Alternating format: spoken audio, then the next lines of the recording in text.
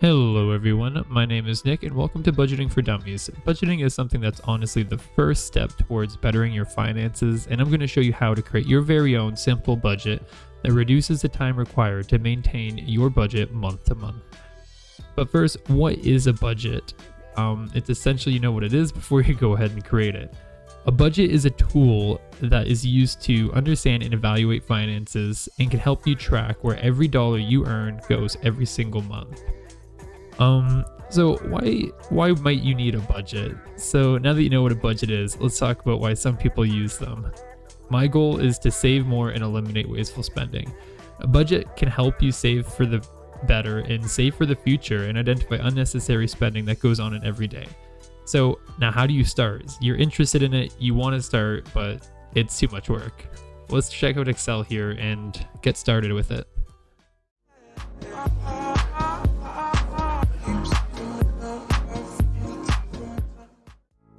So we're going to jump into a blank Excel document. Well, not so blank. I added a couple things to start, but the first thing to any budget sheet is your income and getting that inputted just to see where you're starting off.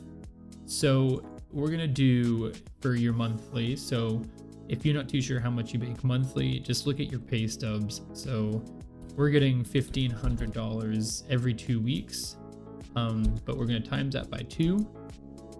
And that should be $3,000 per month.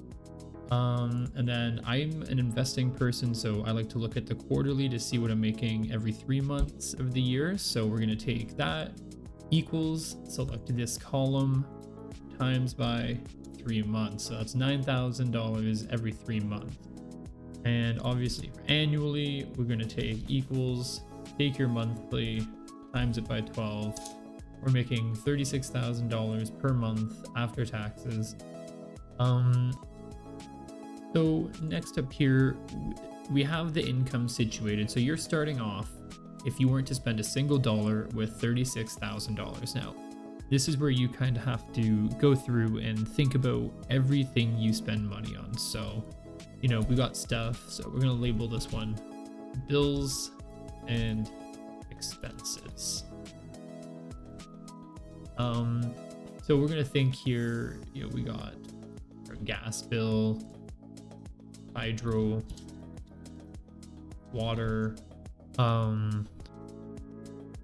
insurance. We can just do insurance, car insurance, groceries. What else? So we'll just start off with this for now. So going off of my gas bill, I would say the last one I just had to pay was $27.80. Hydro, we're just gonna rough that up to $80 a month. Water, $90 a month. Insurance, let's just say you're paying $90 a month in insurance. I wish, or let's do this tenant insurance or something like that. Car insurance, $90 a month. And groceries, a little expensive. We're gonna go with $200 a month on groceries now. Outings, this is just, or let's just go eating out. Terrible habits. I do it too often. So we're just gonna say we spend 10 trips to McDonald's. $150 eating out. A little too much, but so we don't even have a phone bill here. So phone bill that comes out every month, that's $60. Rent, assuming you pay rent here, we're gonna go with $800. You got a roommate. So we're gonna get our total monthly expenses that we have to pay.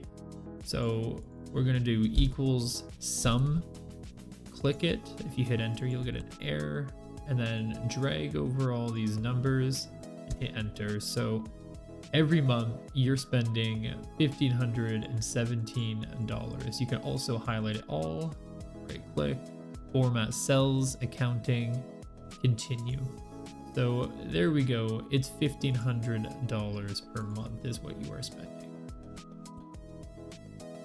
So this is just the first month, so it is December 2022 and January. Let's just do the short forms. That'll be a lot quicker instead of typing them all out. Feb, March. So we're just going to do the 4 months for now. So we can fill these out when this comes in and just see what we get. And this is where you get the tracking going on. So, you know, say January winter hits, your gas bill goes up. You're paying $60 a month. Hydro, you're using electric blankets, $90 a month. Having lots of showers, $100 a month. Somebody breaks in, something happens, I don't know. This goes up $1. You get into an accident, $100 a month. Groceries, you still had some from left over from the month before, $150. You realize you're eating out too much, drop that down a little bit. Phone bill, same. Rent, you got rent increase, $120 a month. So we're gonna do the exact same thing. You can just drag it over. There you go. You actually are down some money. So to calculate the difference in your per month basis here is you can just do the difference here. So click that one minus that one. So you saved a total of $16.80 that month. So say you want to see the difference in a percentage, you are going to do equals, first you're going to want to put a parentheses here, click F11 or month divided by the previous month, close bracket minus 1. It's going to come out, if it comes out as a $sign, right click, format. Mine came out as a percentage, but go and click percentage, not accounting. So we reduced our expenses and bills by 1% that month. So moving forward, so I went through and filled out a February month here just for generic random numbers again, but you're gonna want to fill those in obviously with your real numbers. So I want to add something here. So we're going to highlight this all. So click monthly, drag, bring it down just one, and we're going to add in new purchases. This month we didn't really make anything too fancy, so we're just going to leave those blank. But this one, you went out and you bought yourself a new pan set for the kitchen. Let's just name it random. You spent $100 on that pan set. So we are going to fill this total out. So there we go. You could either do equal sum and drag and drop, or you can hit the little box in the bottom right and drag it over to carry the formula over to the next one. We're going to do that here as well. We have the 1680. We're going to drag it over one. And there we go. We increased it by 165. And same thing goes for the formula. So we spent 10.99% more than the previous month. So where does all this come into play with your income? So now my favorite part, we're going to discuss savings and where does this come into play? So to get our savings per month, we are going to go and do equals, take your monthly, but don't click on it. So we're just going to click 3,000. That's how much you are making per month, or whatever your number says there, and subtract, and click on your total monthly expenditures for that month. And we can drag this over and we can see the total savings minus our expenses that month. So we can say we saved the most in January and we spent a little bit more in February. So now that we have our saving calculations done, our expense calculations done, and our income calculations all finished, we're going to set ourselves some goals here that I personally try to follow. So the goals I want to do are try to invest 25% of my after-tax income. Just try to get that retired early. I sometimes like to do more or less depending on the month. And we're just going to see how much we have left over after this is finished. So we are going to calculate 25% of 3,000 a month. So equals 3,000 times by 0.25. So the goal is to invest $750 every month. So going forward, how much would we have left over? So if we try to reach this goal, we're going to take equals this column minus 750 per month. So there we go. And we're going to drag that across. And there we go. So this is how much money we're going to have left over to spend on basically whatever you want. You know, if you have another goal, you can say vacation. I want to go to Europe for the year, or not for the year, for a week, and it's gonna cost me $5,000.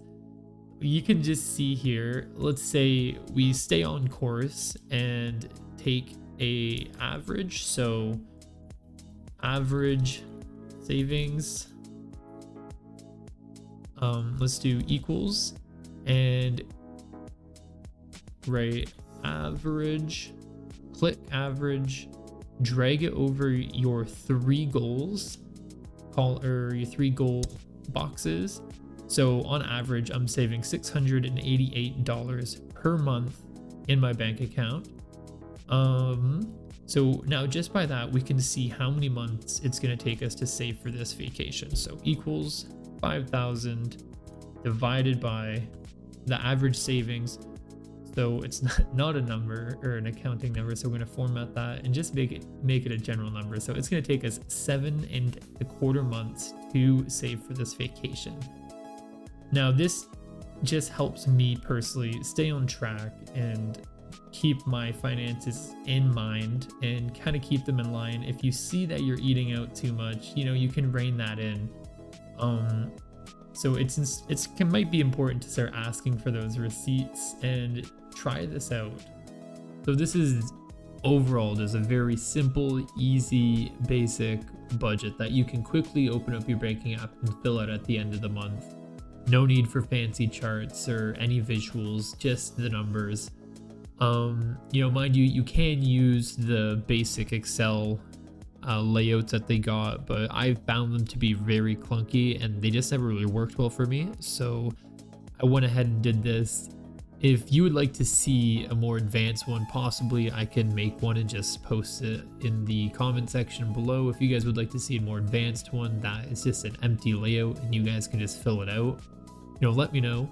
And as always, you know, thanks for learning with me today. Like, comment, subscribe, and I'll catch you in the next one. Peace. But say this vacation, you aren't going to spend every dollar you have on it, because that may be a little insane to do and just be left with nothing, not even enough gas money for the ride home. So we're going to take our average and divide it by 2. So that means, you know, you're saving half of your money. So it's going to take you nearly a full year to save up for that $5,000 dream vacation that you've been planning. And it's always important to think about those things. You want to think and have a little nest egg kind of put away. So if you're saving half of whatever's left over, that's an ideal goal to do. And then, you know, at the end of the year, buy yourself some Christmas presents or what have it.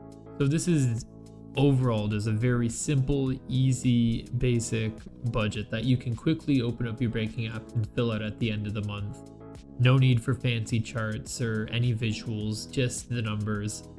You know, mind you, you can use the basic Excel layouts that they got, but I found them to be very clunky and they just never really worked well for me. So I went ahead and did this.